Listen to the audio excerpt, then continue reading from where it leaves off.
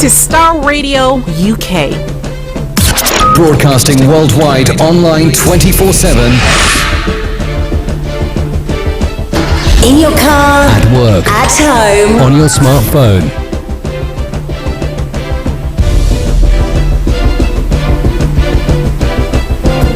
Hi everyone, it's your girl Bebe Clement, the author of How to Go from Employee to Entrepreneur and the host of your weekly business show, Bebe Means Business, the show where we discuss everything you ever wanted to know about business but you were afraid to ask. How do I start my business? How do I raise the finance? How do I grow my business? Where am I going to find my customers? Join me every Tuesday at 1:30 p.m. on Star Radio UK to get all the information and tips that you need to become a successful entrepreneur and become financially free. Remember, don't let life dictate to you. Rather, put your signature on life. Get ready for this. Good afternoon, ladies and gentlemen. Hi, and welcome again to the Bebe Means Business Show. For those of you who are joining us for the first time, my name is Bebe Clement, and it is always my honor and my pleasure to be the host of the show that brings you all the information and education and knowledge and tips, advice that you may seek with everything and anything to do with business and entrepreneurship. The aim of this show is to help you to build, grow, and protect wealth so that you may become financially free and live the kind of life that you want to live. And my quest is to enable you to do that, and to do that in the soonest amount of time. I hope you've had a great week. Today, we have a live show, as you know. For the last couple of weeks, we've had a recorded show because I've been out of town. But today is a live show, and it's going to be a really good one. I'm going to be talking today about how to make money from public speaking. How to make money from public speaking. Now, I really believe that a lot of us are leaving money on the table by not acquiring and perfecting this skill, because believe me, I am a living witness that there is a lot of money to be made from public speaking. So as this show is only an hour long, there are only a few avenues that I'm going to be able to take you down in relation to building wealth via public speaking, but they're well worth the time. So I would encourage you to take notes, get your pen, paper out, your iPad, whatever it is that you use these days to take notes. But it is important that if this is a skill that you are defective in, that you begin to acquire this skill, hone this skill, practice it, and become good at this skill. I'm strongly of the opinion that the most important skill in today's marketplace, indeed of the 21st century thus far, is the ability to speak well in public. And like I said earlier, you can make a hell of a lot of money if you know how to use this skill well. It's also one of those skills that is multifaceted. It's a multifaceted use to you. You can use this skill for marketing, you can use it for branding, you can use it to sell, you can use it to attract customers. It is an amazing skill. So it's really important that you get to know how to do it and how to do it well. Now, many of you know, sorry, I might sound a bit croaky. I've got a bit of a flu left, just recovering from the flu, so I might sound a bit croaky. Now, many of you know I have done a lot of study into what makes the Jews so successful as a people, particularly in the area of wealth creation. Why are they so good at what they do? And I've discovered that one of their secrets is that they develop their verbal confidence, and they develop it at a very early age. They even have a word for it. It's called chutzpah. I hope I pronounced that well for my Jewish brothers and sisters that might be listening. But they have a word for it called chutzpah. And chutzpah, loosely translated, is the ability to verbally express yourself well, to ask questions, and to make demands for what you want. And one of the things that the Jews do is they teach their children how to do this from a very young age. Now, obviously, I'm from African descent. And in Africa, particularly in my generation, we have a custom of children are to be seen and not heard. So when your parents tell you something, you are not taught or not allowed or not encouraged to evaluate what has been told you. You are supposed to swallow everything they told you, hook, line, and sinker. You are not taught to think about what they told you, to evaluate it, and definitely not to question it. You were to take it as gospel. And as a result, often we have grown-ups in my community who are unable to not only express their opinion, but find it difficult to evaluate an opinion, find it difficult to express themselves contrary to the status quo. I've got to be, I'm really thankful, I'm eternally thankful for the kind of father that I had. My father was quite different in his way of raising us. And I remember, I'm the eldest of 12 children, and he spent a lot of time training me. And one of the things that he used to make me do almost on a daily basis was he would make me read one of the newspapers, the daily newspapers, something like The Guardian, the equivalent of the UK Guardian. He would make me read the editorial of it. And then he would say I should write a summary of what I had read. And when he comes back from work, we would sit down together and he would ask me what was the editorial about, what did I think of the editorial, what were my views, did I have a contrary view to the conclusion that the editor had come to, why did I come to that conclusion, and that kind of thing. So it really made me begin to, one, be able to assimilate a lot of information, but also be able to look at information critically and to be able to put an argument together and verbally express that argument in a logical, concise, comprehensible way. So I'm eternally grateful to my dad who helped me hone that skill. And then later on, I then joined the debating team. And my dad again would help me craft my argument when I was going to go and debate. He would even give me Latin phrases because he understood Latin. I don't know why, but he understood Latin. And he even taught me some Latin phrases that I could insert into my debate, which made it even more interesting and exciting for those who were listening. So I would strongly encourage, and I've done the same thing with my children, I would strongly encourage you, particularly those of you who are from African descent, that you get into the practice of having conversations. Some parents never even have proper conversations with their children beyond their daily chores or their education. But sit around the dinner table and talk with your child. Let your child get used to expressing their opinion in public. Help them improve their public speaking skills. Let them improve in things like their body language, like their eye contact, which is very, very important in your ability to speak well in public. Eye contact is so important. And again, I think those of us who are from African descent are at a disadvantage in that. I remember that when I was younger, if you were speaking to an adult, particularly a male adult, it was considered rude to maintain eye contact with an adult. So if you were being told off, for instance, if you were being reprimanded, it was your habit to look at the floor. And that followed me, I can use myself as an example, that followed me into my adult life, such that even now, I have to make a conscious effort to maintain eye contact when I'm speaking to people. So again, these are the things that you want to do with your children to help them so that they can grow up being confident. They grow up with some chutzpah, being confident to verbally express themselves, formulate an argument, express that argument, and make demands for what they want. It's really important in the world in which we live in today. These things matter, even in things like job interviews, which again is public speaking. I remember my husband; he used to be on the recruitment board of a company that he was working for. And I remember he used to come home lamenting, saying, "Bebe, this, it's really heartbreaking.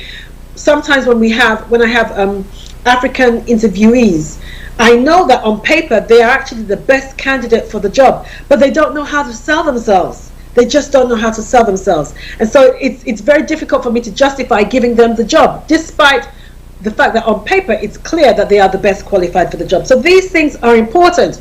Again, we are losing money by not honing this skill. So I want to just give you some examples of how you can make money from being able to speak well in public. All right. So one of them is to hold seminars and webinars. Now, you might be thinking, "Oh, well, I don't know how to do that." Listen, if I can do it, anybody can do it. Anybody can do it, and I do it quite often. Now, this is the best time, honestly, this is the best time for business, one, entrepreneurship, but the best time to use your public speaking skills to make money, because we are in the information age, or the age of knowledge. People want to know. What do they want to know? They want to know anything about everything. So if you have a particular area of expertise that you can turn into a training course or a seminar or a webinar, then this is the time to do it. Don't hesitate. You can sell it, and it doesn't matter what area of knowledge it is. So for instance, a lot of our young girls, I'll give this as an example. So you might be thinking, well, Bibi, the only thing I know how to do is cook. Fantastic. Fantastic. If you know how to cook, that's fantastic. Those of us who are of African descent and we're living in the diaspora, whether it's America, UK, wherever, one of the things that is we're observing is that our young women, our children, are losing the art of cooking African meals for whatever reasons. It doesn't seem like we're teaching our young women, our daughters, how to cook African meals. They love their jollof rice, but they don't know how to cook it. So if you know how to cook, do seminars and webinars on something like that. Start with what you know. I'm a great believer in start with what you already know how to do well. So offer a webinar, £20, £30 on how to cook jollof rice. Do that and send it out and take them through it step by step. That is one way in which you can do it, and then you can make money from that. Now, I do loads of seminars on all kinds of things. I do seminars and webinars on things like how to sell, the psychology of selling, how to find customers, how to start a new business, marriage and money, all those kind of things. So I'm telling you, the more you start, once you begin, you get over that first hurdle of fear, that first hurdle of, oh, how do I put this together? Once you've done the first one, your confidence will grow. And it doesn't matter how many people sign up. If it's one person that signs up, it doesn't matter. It means that at least there is a need for whatever it is you're offering. And if you do it well, that person will go and tell somebody else, and the next time you will have more people sign up. Now, when you first of all start out, the truth is you will have to pay your dues like everybody else. So it's possible that the first one you do, you may have to do a freebie. But don't get into the habit of doing freebies. Once you've established your credentials, once you've established your name a bit, and people know what you do and you do it well, then start charging. Definitely start charging. Don't be afraid to charge, because if you're doing whatever it is that you're doing well, people are willing to pay for it. Now, during the seminar that you offer, if you have other events coming up, then you can sell that to them as well. So for instance, if I was doing, like today, I'm talking about how to make money from public speaking. If in a week's time I was going to do a one-day training course on that, then I would tell people about it today. Oh, by the way, even though I'm speaking about it today, in a week's time, if you want a more in-depth hands-on course, I'm offering a course in a week's time. It'll be £150 for one day, blah blah blah. That give them the details on how to do it. Now, one of the advantages of that is because if you already have an audience, they're already listening to you, then they're more likely to want to come to something else if you do your job well. And that's the key. You have to do your job well. And like I said, you have to learn how to speak and speak well. But once you do that, then people are willing to pay for it. Now, during the seminar, what you could do is you could offer a discount for those who have attended this seminar. So I could say for everybody listening today, there is a 10 or 20% discount on the webinar I'm going to do in a week's time, if you sign up today. All right, if you sign up today. So let's say it's £150. I could say I will knock off 10% of that if you sign up today. Now, when you say if you sign up today, what it does is it creates an urgency. And once there is urgency, it causes people to take action. So if you make it very clear that after today, that offer will close. If you sign up tomorrow, it will be full price. Then that makes people take up the offer in an urgent manner. It creates an urgency, and people are moved or influenced into taking a move to sign up for whatever it is that you're offering. I also wanted to throw one fallacy out of the water. People feel that, oh, if I charge, then people might not want to pay. Listen, one of the things that I've learned, and research has shown this to be true, is that people who pay to attend an event, not only do they pay attention at that event, but people who spend money to attend an event spend more money at that event. I'm going to say that again. People who spend money to attend an event spend more money at that event. So people who pay to attend an event are more likely to pay for other products, any products that you have at that event. So let's say you have a book, or you have CDs or DVDs or other things, or you have an offering of another event that's coming along. They are more likely to spend more money at that event because you've already hooked them. You've already gotten them. And the fact that they have turned up to your event means that they are interested in what you do. So don't be afraid. Don't think, oh, well, they've already paid to attend an event. If I start selling something else, they may not want to start. No. Research shows that the contrary is the case. People who spend to attend an event will spend more money at that event. Okay. You then begin to build a database. So if you're just starting out in speaking, once you've done one event, begin to build a database. So begin to build a list of names and contacts information about those who attend your event. So you could ask them, let's say you are recording it, and you should record all your seminars. You could ask them, let's say it's a webinar, you could ask them to put their contact details in the chat. Put their contact details in the chat so that you have that. And then you can, once you've finished speaking with them, you send them something. You could say, thank you for attending. Thank you for attending my event. And then give them information about other things that you might be doing. Perhaps you have a networking event coming along or something like that, or you have a book coming out. Let them know. But you begin to build a relationship with those clients. You remember that I've said in the past that we are in the age of relationship selling. So that's what you begin to do. You begin to build a relationship and build your database and start communicating with those people and keeping them in touch with whatever it is that you're doing. And then they will begin to pay to attend other speaking events that you are holding. All right, I'm going to take a quick break here. And when I come back, I'm going to be giving you more tips on how to make money from public speaking. See you in a moment. It's your girl Bebe Clement, the author of How to Go from Employee to Entrepreneur and the host of your weekly business show, Bebe Means Business, the show where we discuss everything you ever wanted to know about business but you were afraid to ask. How do I start my business? How do I raise the finance? How do I grow my business? Where am I going to find my customers? Join me every Tuesday at 1:30 p.m. on Star Radio UK to get all the information and tips that you need to become a successful entrepreneur and become financially free. Remember, don't let life dictate to you. Rather, put your signature on life. Get ready for this. Okay, welcome back everybody, and once again it's your girl Bebe Clement, and today on the Bebe Means Business show we are discussing how to make money from public speaking. How to make money from public speaking. Listen, as I said before the break, the ability to speak well in public is singularly the most important skill of the 21st century thus far. In the marketplace, whether you're an employee or you're an entrepreneur, if you are deficient in this skill, you are not going to go far. And you are literally leaving money on the table because there's a lot of money to be made from being able to speak well in public.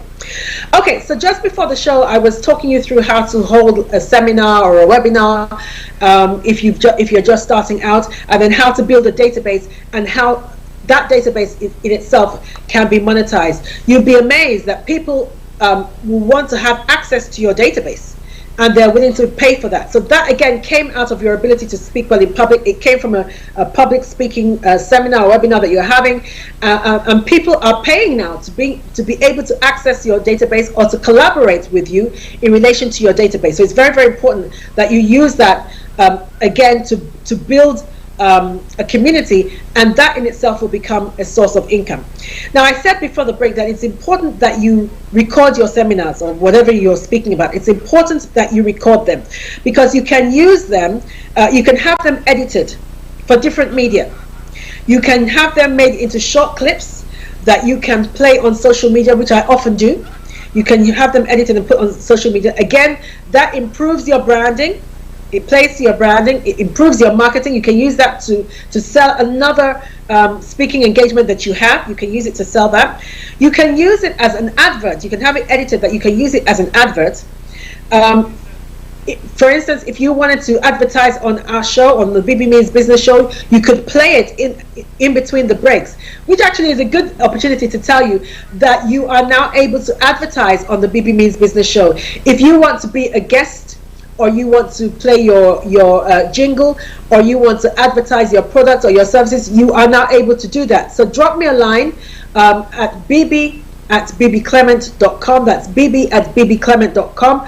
Or go to my website and just fill out the contact form and let me know what you want to do, and I will send you the rates. You can now advertise on the BB Means Business Show. You can have a guest appearance, or you can ask me to market your product or your service, or you can play your jingle, whatever. There's a whole lot of packages, or we can just make something around whatever it is that you want to do, something that's right for you. It's affordable and it's great. We have up to 3,000 viewers of this show, and it's global. It's global. So if you want to use this show to get into other parts of the world, this is a great platform to use. But yes, that opportunity is now available to you. So just let me know and I can let you know how to do that. Okay, now this radio show is another example of public speaking. Now this radio show was born out of the whole issue of COVID. When COVID started, and as you know, I'm a public speaker, and there was no longer an opportunity to meet my clients in public. There was no in-person meetings. So I had to pivot and think of a way in which I could still stay connected with my community, or my tribe as they call them now. How I could still stay connected with my community. And so I thought, okay, a radio show would be a good way to do it. Now again, this has done wonders for my branding, because it has opened me up to a group of people that probably would never have known who I was. Again, like I said, we have quite a strong following in Africa, particularly Nigeria, Ghana, South Africa, Tanzania, and Kenya. So it's possible that people in those countries may never have known who I was, but for this radio show. And of course, business is coming in through them. I'm getting, I've been asked to come and speak. I get calls from Africa to come and speak, that kind of thing. So you can see how using one medium to speak in public opens the doors to other opportunities to make money. So another thing that having this radio show has helped me do is it has helped me clarify my demographic. When I speak about a lot of things, but in particular I speak about business and entrepreneurship quite a lot. So it's helped me clarify, okay, who exactly listens or is interested in hearing me speak in relation to business and entrepreneurship. And because me and my team, we look at the statistics every week, the statistics have identified that this show appeals mostly to men. It appeals mostly to men. Men between the ages, in particular, of 35 to 44 is my largest demographic. So that's quite interesting. That's quite interesting. And I might not have known that, but for this show. So again, that helps you. Getting that kind of information helps you. So you know that if you are going to have another event, if you're going to have another speaking event, you know exactly who to market to. So you don't spend hundreds or thousands of pounds marketing to housewives when your target audience is men who are between the age of 35 and 44. Do you understand what I mean? So these kind of things are quite important, and it's only by speaking that you get to know all this, get all this information. Okay, so let's talk about YouTube. YouTube is another avenue to make money from public speaking. Now, one of the things that I do is I put all past programs on YouTube. I have a channel on YouTube called BB Means Business Channel, which is another opportunity for me to let you know that. So for those of you who don't know, you can check out all past programs that we do. They are on YouTube. So if you go to my YouTube channel, BB Means Business, and can I ask that you please subscribe, like, subscribe, forward, share, do whatever you need to do, but particularly subscribe. If you have, I understand it's 1,000 members. If you have 1,000 subscribers on YouTube, you can begin to make money from YouTube. Now, I'm not sure exactly how much they pay, but you can find that out from YouTube yourself. But yes, if you have 1,000 subscribers and over, you can begin to make money from YouTube. Again, that is another income stream that you have developed just for public speaking. And it is the same, in my case, it is the same material that I'm using on this radio show that I'm posting on YouTube. But you make money from that as well. So please go to YouTube, Bebe Means Business Show, and make sure that you subscribe there so I can make some more money. Thank you very much. Now, people speak for different reasons. Some people speak because they want to disseminate knowledge. Some people speak because they're just giving information, that kind of thing. I speak because I'm what we call in the industry a transformational speaker. In other words, I'm not satisfied with just giving information. That's not what I'm about. I aim to inspire change in people for the better. That's what I want to do. Whenever I speak, I don't care what I'm speaking about, whether I'm preaching in the church, whether I'm speaking about business, whether I'm speaking about public speaking, I don't care what I'm speaking about. But what I aim to do is to transform people's lives, to change people's behavior for the better. Because this is in line with my personal philosophy of put your signature on life. And I think one of the ways in which you help people put their signature on life is if you help them change their behavior. So, I would strongly encourage you that when you speak, whatever it is you're speaking about, whether you're speaking about cooking, whatever, aim to be a transformational speaker. Transformational speakers make a difference in people's lives. They make a difference. And people always remember people who make a difference in their life. They always do. They mean more to them. And they're more willing to sow into their lives by way of finance than if you just disseminate information. So, again, that's just a tip for you there. Now, I want to talk about how to sell from a stage. How to sell from a stage. And I want to talk about that because most people find it very difficult to do, including myself. I must say I'm a lot better at it. I'm a lot more confident at doing it.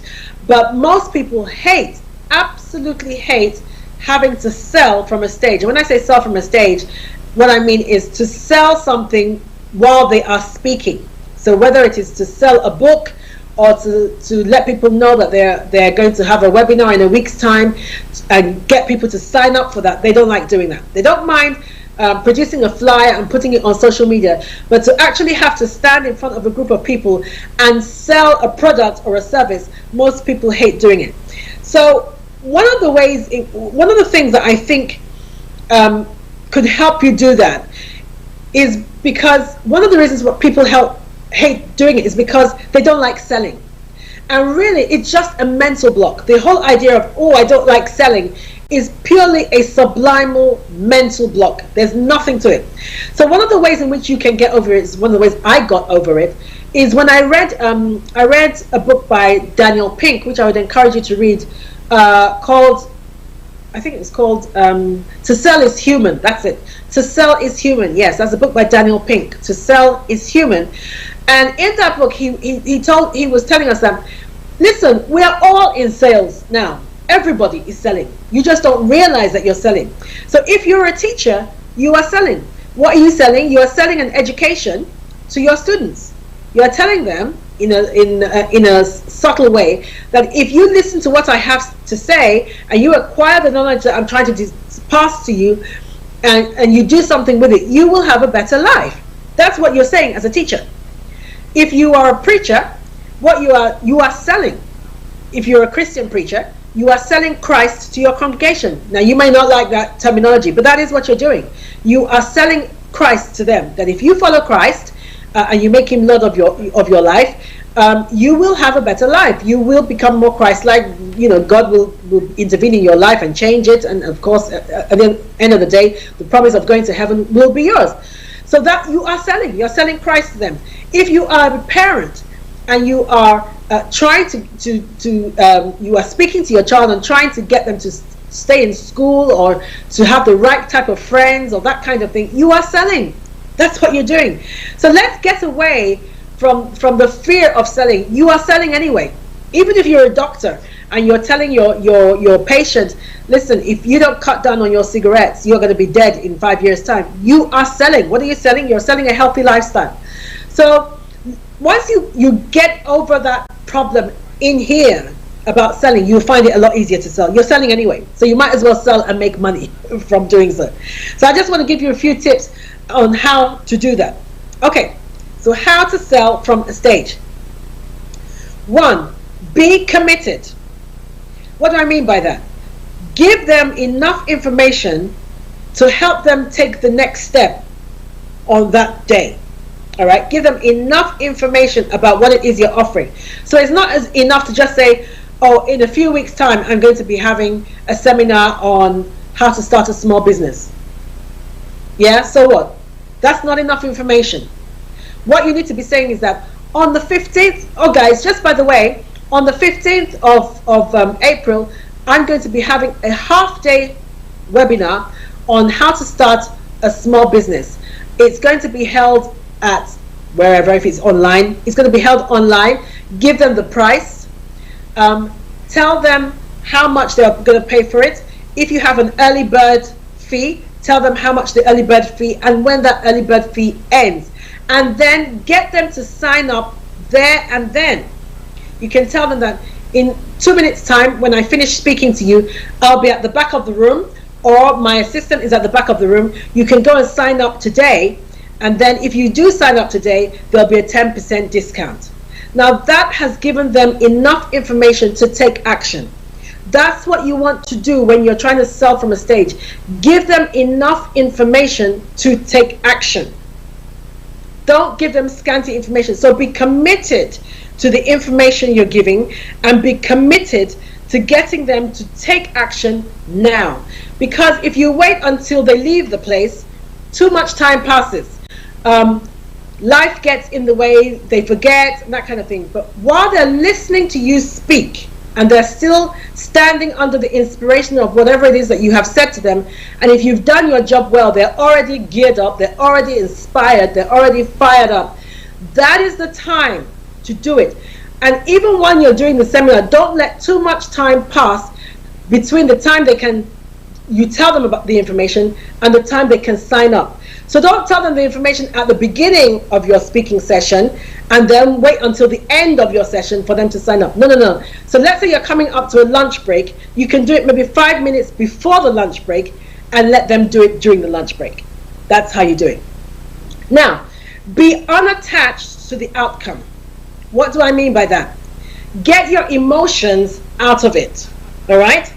One of the problems that we have when we're trying to get people to sign up or to sell a product or a service to people when we're speaking is we are too emotionally involved. We start thinking, oh my God, supposing I fumble when I say it, supposing I give them the wrong information, supposing nobody signs up, oh my God. That once you begin to do that, it will affect your delivery. So get your emotions out of it.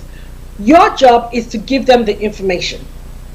Whether they sign up or not is irrelevant. Your job is to focus on giving them sufficient information for them to take action, and then leave it at that. If they sign up, great. If they don't sign up, great. You haven't lost anything. You can have a look and then review what could I have done better that would have made them sign up.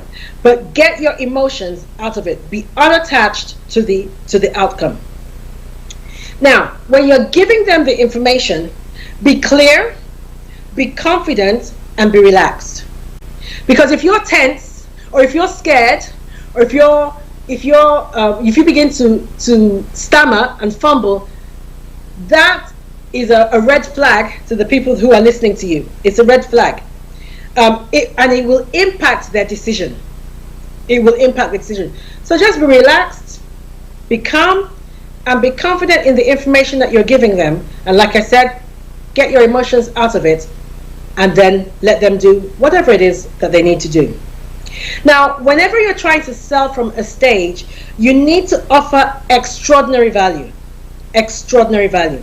So your initial talk should have such good content, even if it's free. I don't care whether it's free. And by the way, let me say this. Your delivery, the level of your delivery should not be dependent on whether somebody has paid or not. And what I mean by that is this. Some people will give a shabby performance or a not up to par performance because the people that they're speaking to haven't paid. I would do away with that. Whenever I speak, I always come from the mindset of I'm here to serve. I'm here to serve these people with this gift that I have. whether they've paid for it or not. I'm going to give the very best. Whether there's one person in the room or there's 1,000 people in the room, I am going to give my very best. So I would encourage you to do that. So once you have that kind of mindset, it's almost automatic that you give extraordinary value. So my content will be great. Definitely, it will be great. So what you want people to be thinking, even if it is a free event, what you want people to be thinking is that, oh my God, if I got so much good content and I didn't pay anything for it, imagine what I would get if I do pay for the thing that she's offering.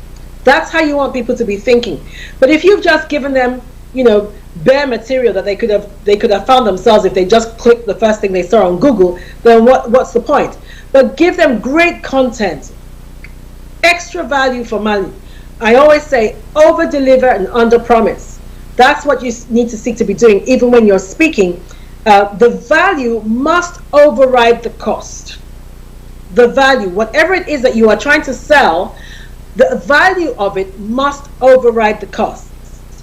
What do I mean by that? What you need to get people to do is shift their mind from the cost to the value that they would get when they attend the next course or the next seminar or whatever product it is you're trying to sell to them. So let's say I was offering a seminar for a one-day seminar for £250. Let's say I was offering that. So your audience might be thinking, wow, in these austere times, £250 is a bit much. But if you are able to show them that at the end of this seminar, it's almost a done deal, that I will arm you with enough tools to be able to get 4 or 5 new clients. I will give you enough information and arm you with enough tools in order to get 5 new clients. And let's say each of those clients is going to pay you £100. Clearly, if I'm going to get 5 new clients and they're going to pay me £100 each, that's £500. So the fact that it's going to cost me only £250 to learn how to do that, it's a done deal. I'm going to pay for that. I'm going to pay for that because it's, the value far outweighs the cost. So what you need to be doing when you are selling from a stage is help people concentrate on the value. How will their lives be different by signing up to your next seminar? What is it that they can't do now that they'll be able to do if they sign up to your next seminar? Those are the kind of things that you need to be getting across. How will what it is you're going to teach them affect their business? How will it improve their bottom line? That kind of thing. That's what you need to get them to concentrate on. Once you're able to get them to see that, then the cost is not of much relevance. The cost is not of much relevance. It is the value that you have to concentrate on. And what a lot of people do is, because they think the amount that they are charging is too much, they kind of skirt around that. Spend a lot of time talking about, yeah, it might be expensive, yeah, it might be expensive. No, forget the expense. You just talk up the value and then just state the expense. That's it. Okay, all right, we're going to take another short break. As you know, this is a live show and we like to hear your questions and your opinions. So if you do have any questions or opinions for us, please by Indeed put them in the chat. If you're joining us from Facebook, just put them in the chat.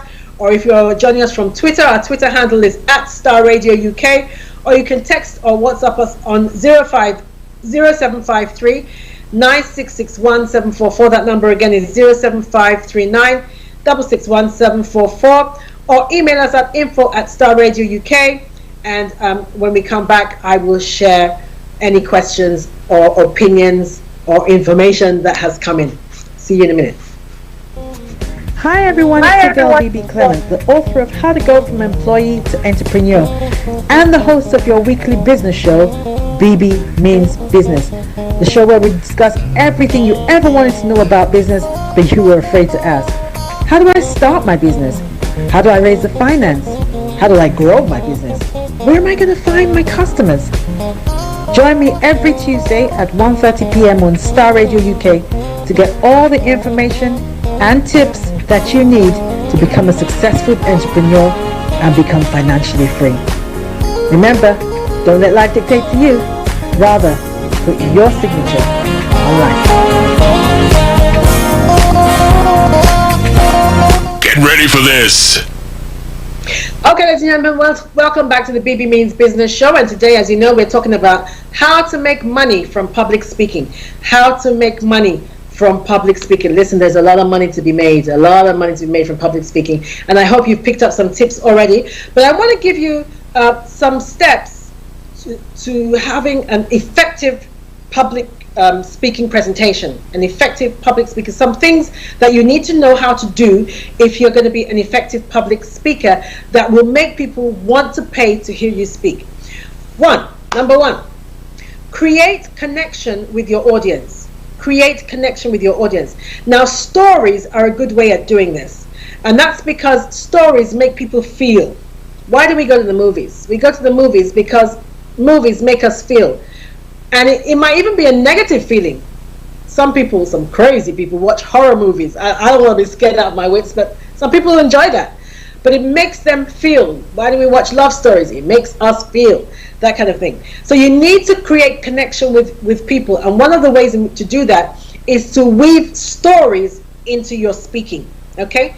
That helps make a connection with that, particularly in the beginning of your talk. Start with a story. Rule of thumb, if you lose people within the first 30 seconds of your talk, it's very unlikely that you would get their buy-in again. So within the first 30 seconds, you must establish some kind of connection with them. Or you could ask them a question. That again establishes a connection because it makes them think. You've made them think. And that establishes a connection. So ask them a question that they have to respond to, or ask them to say something to their neighbor. Again, that makes a connection. But get them physically and mentally involved or connected to you or what it is that you're saying to them. So make a connection. That's number one. Number two, establish your credibility very soon, very quickly into when you start speaking. Establish your credibility. And what I mean by that is, whenever you speak in public, people are asking three questions. They may not verbalize those questions, but sublimely they are asking, or subconsciously they are asking three questions. Who is this person? What do they have? And why should I listen to them? Or why are they worthy of my attention? They are asking those three questions. And so you need to establish your credentials very, very quickly. So let's say your seminar is on something to do with employment law. You need to let them know that you are an employment law of 20 years standing. You've been practicing employment law for 20 years, which I have. So that kind of thing. Or if I was a speaker, one of the things that often gets people's attention is when I share with them that I have spoken to, I'm an international speaker for a start. I'm not just a local speaker. I'm an international speaker, which means people from all around the world ask me to come and speak. Two, I have spoken to audiences of up to 5,000, and I have been paid up to £10,000 for a one-day speaking engagement. So once you've established your credentials like that, whether you will actually see some people do this. That some people will actually sit up in their chair. Others may not do the physical action of sitting up, but mentally they begin to sit up and listen to you. So once you've established your credibility, you get their attention. So it's important that you do that. Get permission to do your thing. Now, people don't like being sold to. So what you need to do is get permission from them to do whatever it is that you're doing. So you could say something like, I'd like to share with you some things that have helped me in my entrepreneurial journey. Is that okay? Raise your hand if it's okay for me to share with you or to arm you with some tools that are going to help you on your journey. Once you do that, again, people who give permission for you to speak into their lives pay attention. They pay attention. So that's quite important that you do that. So the first one, like I said, is create connection, establish your credentials, and then get permission to do whatever it is that you want to do. Come from a place of humility. Well, this is something I do, so I would encourage you to do that. Come from a place of humility. Don't come from a place of I have arrived, or I know what I'm doing and you don't know what you're doing, so you better listen to me. Because if you come from that place, it will come out in the way you speak, in your delivery. That mindset will come out in the way you speak to your audience, and they will pick up on that. So come from a place of humility. I always think that I'm blessed with the gift that I have, and I just want to share it. I just want to do what God has asked me to do and share the gift that I have. and to help improve somebody's life in so doing. And I think that comes across in the way I speak. People often say that to me, that, you know, the way you spoke, I felt like I was speaking to my sister. I didn't feel like I was speaking to a successful entrepreneur or something like that. I felt that I could connect with you, I could speak with you, and people will often come up to me after the talk and share things that often have nothing to do with what I was speaking about. They will share intimate things. It's amazing. You know, you could be speaking about business and someone will come up to you and share something about their marital problems. It's amazing. But once you come from a place of humility, that helps you make a connection with people as well. Now, engage with your content. Don't try and wing it. I think it's not being authentic when you do that. Oh, I'll, you know, practice 15 minutes before I speak. I don't care how long you have been speaking, you should engage with your content. And by that I mean you should make sure you know your stuff inside out. Inside out. Don't be a poor presenter. If people have paid to come and listen to you speak, even if they haven't paid, they are worthy of receiving the best that you can bring. So ensure that you bring the best. Know your content inside out. Be clear in your delivery. And give the very best that you can. Because if you don't, if you start your talk with a lot of ums and ahs and I'm not sure and that kind of thing, and you're not able to answer questions, that basic questions that they ask you about the area of expertise that you're supposed to have, then you lose credibility, and people will not sign up to a future event or a future speaking engagement. They will not sign up. Then you need to establish a need. Now this is really important. People often know that they have a problem. 9 times out of 10, the reason why they've signed up to your seminar is because they have a problem in a particular area. But often, people do not know what exactly that problem is. And even when they do know what the problem is, they don't know how to articulate it. Your job as a speaker, a good speaker, is to help people understand what the problem is.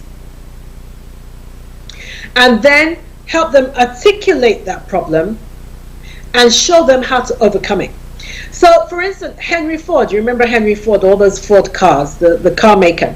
Henry Ford used to say, if I had asked people what they wanted by way of transport improvement, they would have said to me, we want faster horses.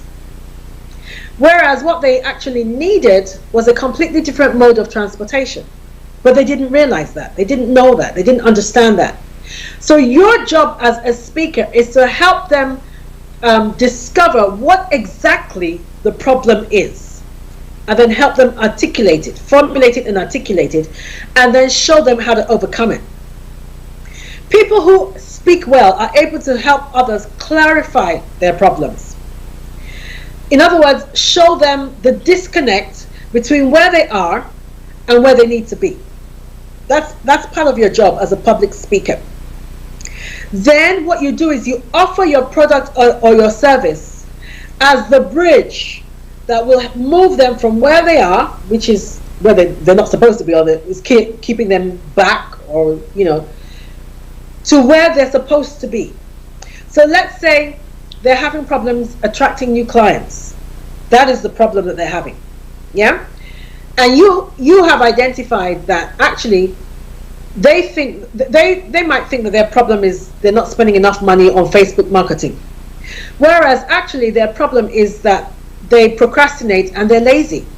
You need to find a way to articulate that and tell them in a manner in which they can receive it, and then provide information that will help them get past that. Give them skills that will help them get past that. So if it means explain to them that they're going to have to deny themselves some Netflix time, or they're going to have to look for a mentor that will help them, those kind of things. So you need to show them the disconnect between where they are and where they need to be, and let them know that your service or your product or your whatever it is that you are selling is the bridge to help them get from where they are to where they need to be.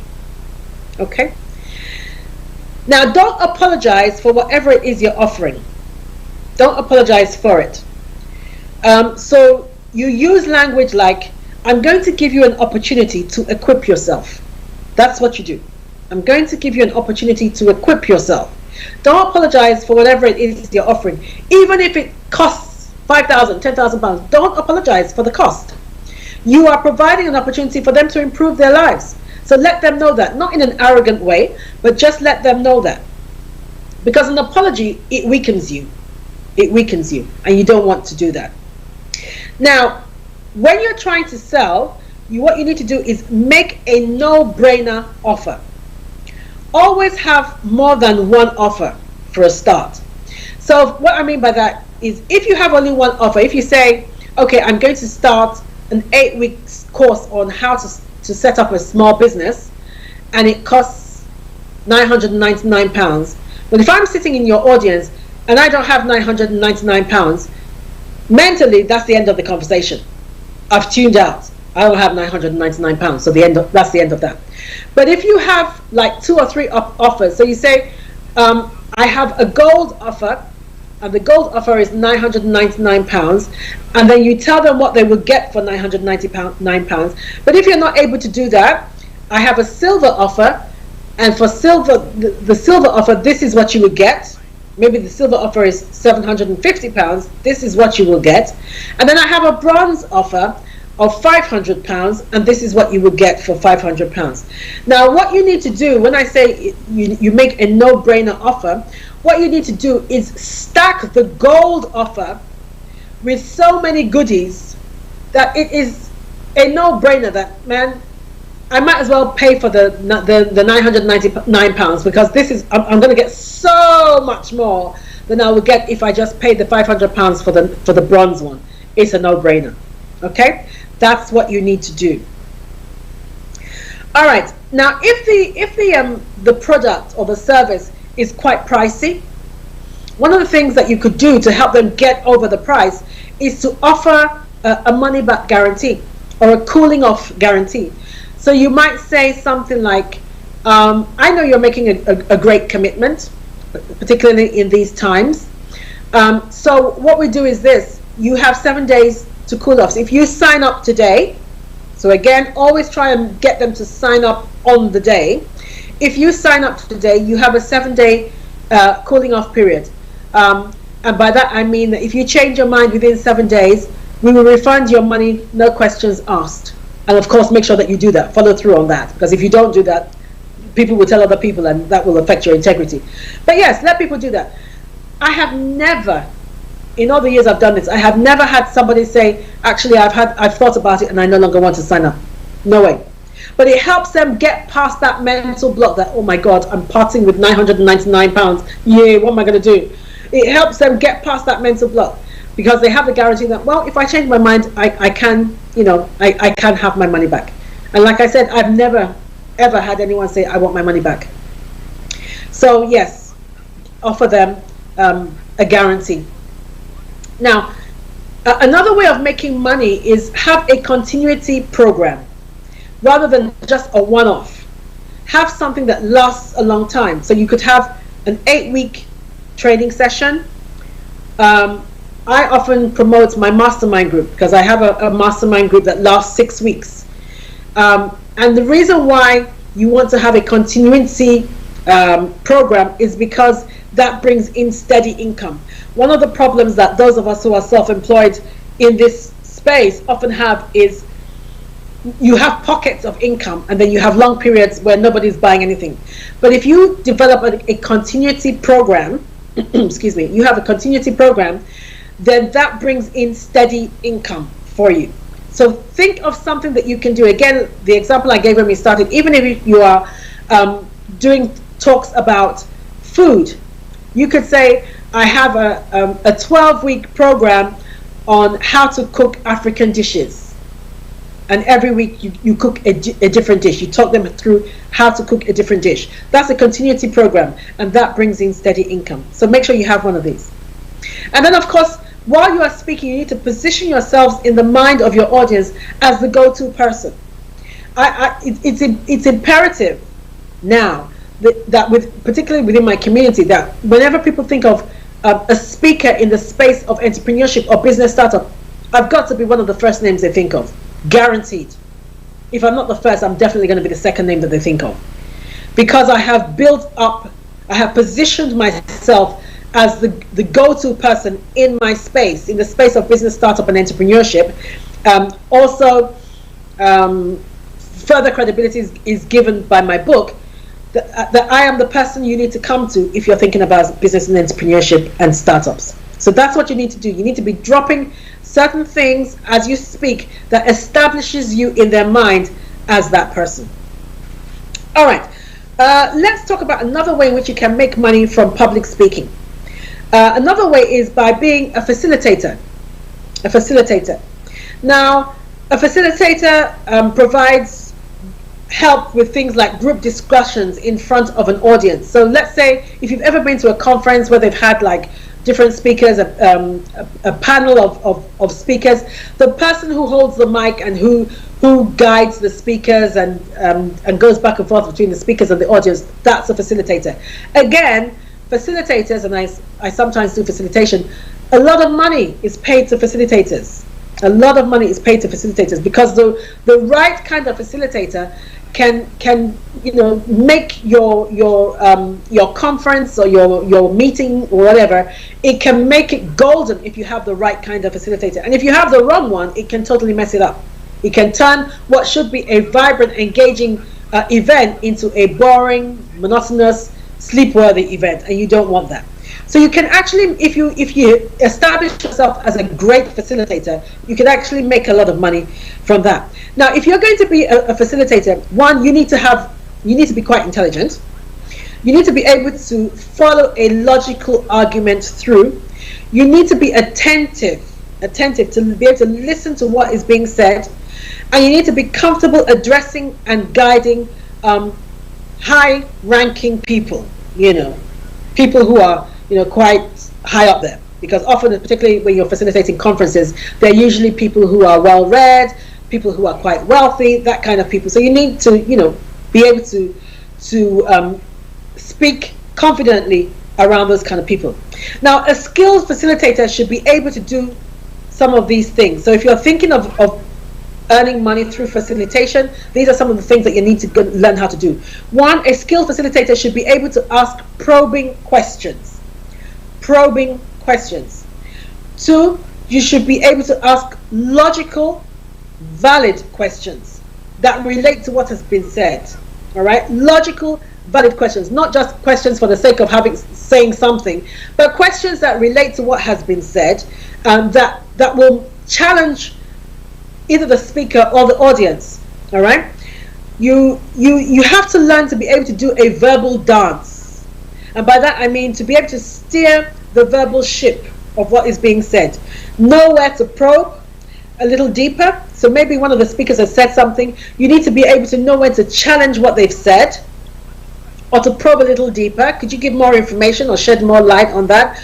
Or where to move away from something that is clearly going to blow up in the speaker's face if he continues down that line, that kind of thing. Or if a question is being asked, perhaps the question has been asked in an angry manner, or it has been asked in a way that what the person asking the question is trying to say, but the way they have formed the question, maybe the speaker is not going to get it. You are able to reword that question in a way that's going to diffuse any tension, or in a way that is going to be able to be received in a lot better manner, that kind of thing. You need to have those kind of skills if you're going to be a facilitator. Now, if you're a facilitator, you are supposed to be neutral. So nobody is interested in your opinion. So you're not supposed to be interjecting your opinion. You're supposed to be neutral and not impose your views. That's not what you're there for. You're not supposed to impose your views. You should be able to summarize what has been said. So again, you have to be able to have good listening skills so that you know what has been said and you're able to summarize what has been said.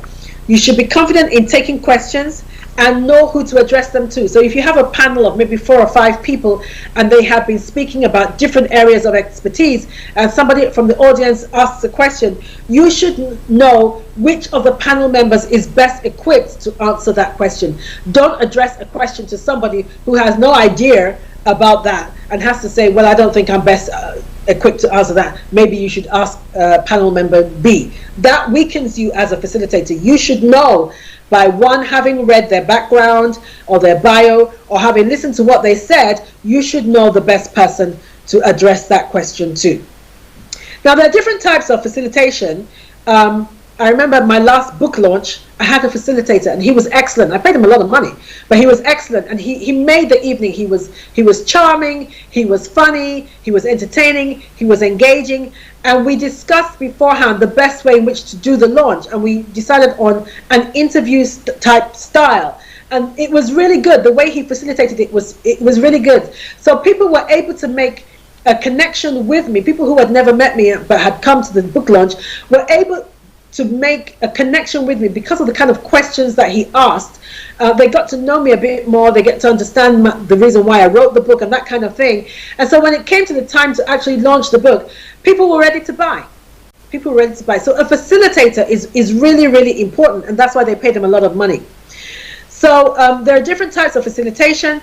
You need to find the one that you are comfortable doing. Some people are not comfortable doing things like conference facilitation, but they're more comfortable. Their style is more attuned to things like book launches or things like that. You could also become something like a keynote speaker at an event. Again, that's another way in which you can make some more money. I think actually I'll do a part 2 of this because there's some other things that I wanted to say, but we've come to the end of the show. So perhaps I'll do a part 2 of this next week on how to make money from public speaking. I hope you've enjoyed the show and you've picked up some good tips. Let me know. Drop me a line and let me know if you found today useful. Of course, let other people know about the show. And again, like I said, we now have a BB Means Business YouTube channel. Please go there, subscribe. And if you want to appear on the show as a guest, or you want to advertise, or you have a logo, you have a product or a service, or an event coming up that you want to promote on the show, then please let us know and I will send you the rates. Thank you so much for coming again today. I look forward to seeing you again next week.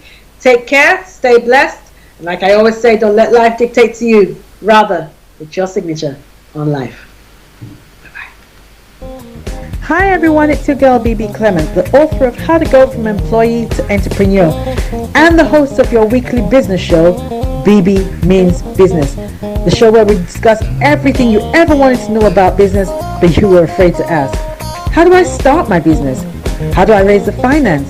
How do I grow my business? Where am I going to find my customers? Join me every Tuesday at 1:30 p.m. on Star Radio UK to get all the information and tips that you need to become a successful entrepreneur and become